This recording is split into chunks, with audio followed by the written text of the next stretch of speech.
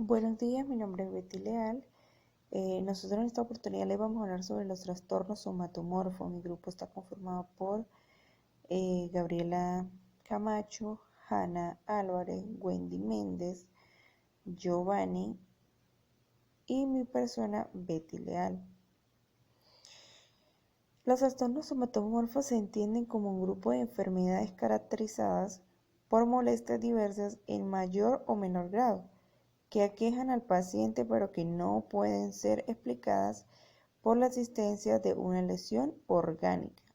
Es decir, son todos aquellos signos y síntomas que el paciente sí siente que son reales, pero que a la exploración física y a los exámenes paraclínicos no me orienta a ningún diagnóstico patológico de algún órgano. La sintomatología que va a padecer el paciente va a ser dolores intensos, generalizados, inflamaciones, vértigos, náuseas, vómitos, eh, debilidades en debilidades en todo el cuerpo, perdón, y también la negación de que pueda tener patologías psicológicas, pueda tener algún trastorno psicológico. Anudado a esto, me va a presentar exámenes y pruebas diagnósticas en cantidades las cuales van a estar negativas.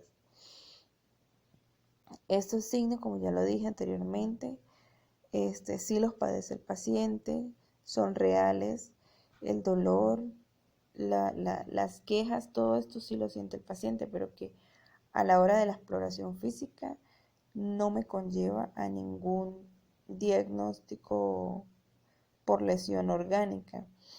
Se dice que entre el 25 y el 75% de las visitas al médico en la consulta de atención primaria se hacen por estos tipos de trastornos, por los trastornos somatomorfos, cualquiera de ellos. En cuanto a la fisiopatología, podemos decir que la excitación autonómica puede ser elevada en algún paciente con somatización, que puede estar asociada con los efectos fisiológicos noradrenérgicos endógenos, tales como lo es la taquicardia e hipermotilidad gástrica. Esta mayor excitación también puede indicar la tensión muscular y el dolor asociado con la hiperactividad muscular, como se ve en el caso de los pacientes con cefalea. Por eso les coloqué el dibujito allí de la mente, puesto a que pues fisiopatológicamente se describe como una afectación a nivel cerebral. La clasificación, vamos a clasificarlos, agruparlos en trastornos de somatización, trastornos de conversión, hipocondría, trastornos dimórficos corporales, trastornos por dolor, simulación, trastornos facticios, trastornos somatomórficos indiferenciados. Vamos a hablar de la somatización. El concepto de somatización, llamado antiguamente como histeria crónica o síndrome de Briquet, es un diagnóstico psiquiátrico que se describe en aquellos pacientes quienes se quejan crónicamente y persistentemente de varios síntomas físicos que no tienen origen identificado con patologías orgánicas.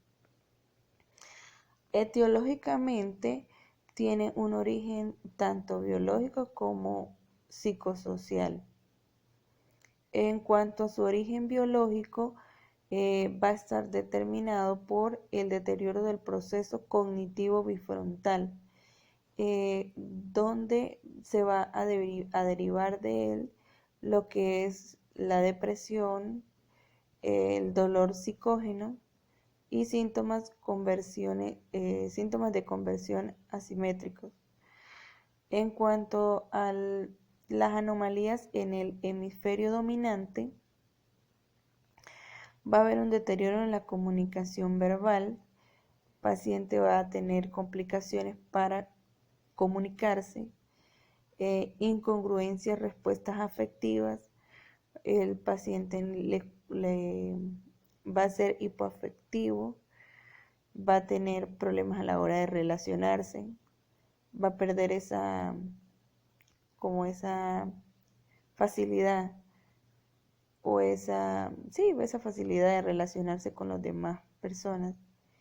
Integración sensoromotora anómala. Esta etiología radica a nivel biológico, a nivel del cerebro. En cuanto a lo psicosocial, está movido por las emociones y, por ejemplo, hablamos de lo que fueron las experiencias infantiles, lo que marcó en ese momento por ejemplo, enfermarse. El individuo sabía que a la hora de enfermarse iba a tener captada la atención de todo el grupo familiar y todos iban a girar alrededor de él. Y esto le traía comodidad y confort y eh, podía tener toda la atención para él. Entonces, este patrón es copiado por el individuo y actúa como una secuela en el adulto. En el adulto que sufre alguna depresión o alguna ansiedad. Entonces somatiza ciertas dolencias y lo que hace es tratar de revivir ese momento cuando fue pequeño y tenía la atención de todos. Entonces aquí vuelve a repetirlo. Etiológicamente se ve más en el sexo femenino. El sexo femenino siempre el que tiende más a somatizar patologías. Háblese de mujeres que fueron maltratadas psicológicamente desde pequeñas por su padre, un familiar, alguien cercano, porque fueron falta de cariño, falta de afecto, falta de atención, incluso presentaron algún tipo de violación. Entonces ellas son las que más van a somatizar esta patología. En cuanto a la clínica de la somatización, la vamos a dividir en 3 criterios: síndromes clínicos, las categorías psiquiátricas y una visión integradora. En cuanto a los síndromes clínicos, vamos a ver que el paciente va a presentar una afectación de lo que es, por ejemplo, el sistema gastrointestinal, ¿verdad? Donde va a agrupar una serie de signos y síntomas, dándome como respuesta o orientándome a un diagnóstico de colon irritable o dispepsia no ulcerosa. Y en cuanto al aparato cardiovascular, esta sintomatología que él presenta se agrupa conllevándome a un síndrome clínico como lo es el dolor precordial atípico. En cuanto a la categoría psiquiátricas, allí vamos a estudiar todo tipo de problemas psiquiátricos que el paciente pueda tener. Háblese de depresiones, problemas familiares, insomnios, ansiedades, todo esto que pueda hacer que el paciente somatice cualquier dolencia que pueda tener.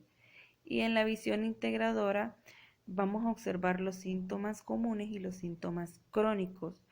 Debemos ser muy analíticos a la hora de conversar con el paciente, puesto a que debemos indagar cualquier situación que él esté viviendo en ese momento.